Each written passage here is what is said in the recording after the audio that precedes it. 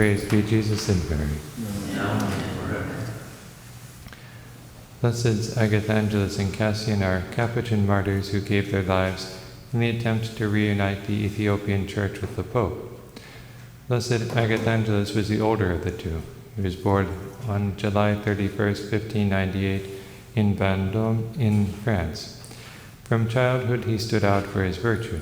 He first met the Capuchins when he was 7. They were opening a friary in the town, and his father was the head of the committee to collect funds to build it. Also in later years, his father served as the apostolic syndic or spiritual friend who received and managed whatever money people wanted to give to help the friars. Agathangelus was often accompanied by his father when he went to see the friars, so he got to know them well.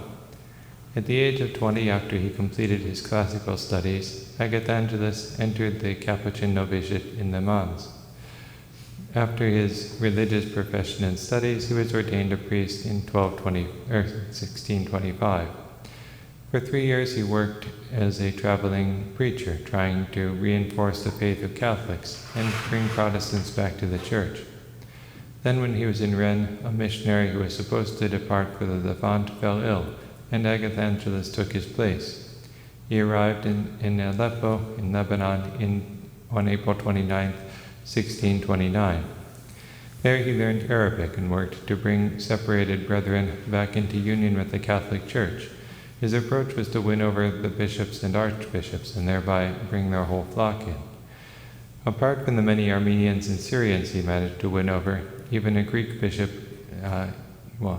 he also managed to win over a Greek bishop who would have been a great help to the Catholic mission in Syria. But then he got into a controversy by trying to preach in a Maronite church without proper permission, apparently because he didn't understand the authority of the custody of the Holy Land in this matter. As a result of the controversy, he wound up refocusing his apostolate on the villages outside the city, where he did such good work that he was called the Apostle of Lebanon. He also worked to free enslaved Christians. The Capuchins managed to organize a new mission in Egypt, and in 1633 this mission was entrusted to Blessed Agathangelus. Blessed Cassian was also sent there to work under him. He was the son of Portuguese merchants, but he was born in France in the city of Nantes. In school, he showed a lively intelligence and innocence of life. When he was 9, he asked to become a Capuchin. Already then he dreamed of going to the missions and dying as a martyr. But they told him he was too young. So he persevered in his desire until he was of legal age to enter at 15 or 16. Meanwhile, he added Hebrew to his studies. After he finished the novitiate and professed vows, he studied at Rennes with the same professor who had taught Blessed Agathangelus.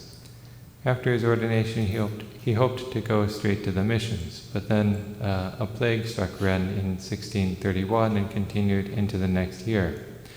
So he served the plague-stricken. He didn't get ill himself, and then he returned to studying to prepare himself for a mission. He too was chosen for the new mission in Egypt, and in 1633, like his superior, Blessed Agathangelus, he arrived in Alexandria, from where they went down to Cairo. Their goal was to reunite the Copts to the Catholic Church. This separation was due to the rejection of the Council of Chalcedon, which in 451 had defined the dogma that Christ has two natures, divine and human. Those like the Copts who say that he has only one nature are called Monophysites. The missionaries studied to learn the Ge'ez language, which was already then a dead language, but is the liturgical language of the Ethiopian Church. This would enable them to celebrate for the Ethiopians rites already familiar to them. The missionaries so the Ethiopian Church was until 1959 dependent on the Egyptian Coptic Church, and the Coptic Patriarch of Alexandria appointed each head of the Ethiopian Church. So we can see that our missionaries intended from the beginning to work particularly to reunite the Ethiopian part of the Coptic Church to Rome. In this they were continuing work that had begun by the Jesuits. Jesuit missionaries working in Ethiopia had in 1626 succeeded in getting King Susenyos to abjure Monophysitism on behalf of his people and give his formal obedience to the Pope.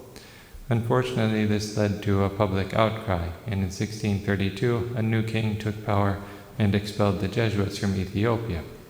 So the Capuchin mission opened the next year would be stepping in to continue this work for unity.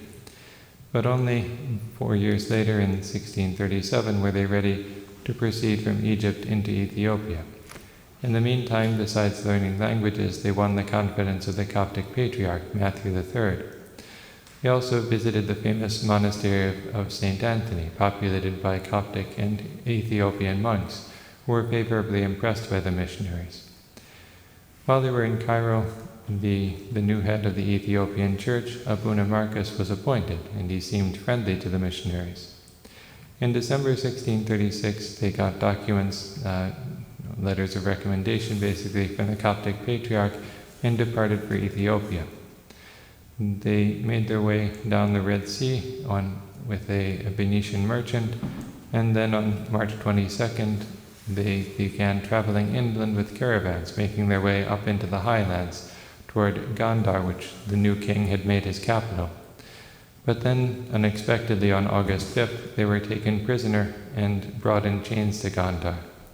So what had happened? Abuna Marcos, the head of the Ethiopian Church, had been befriended by one Pierre Leon, who presented himself as a monk but was actually a Lutheran. He had incited hatred of the missionaries in Abuna Marcos. So they were brought before the king, and there Pierre Leon made false accusations against them. There was no one to defend them. They could have saved themselves by professing the Monophysite faith, but they were only too happy to die as martyrs.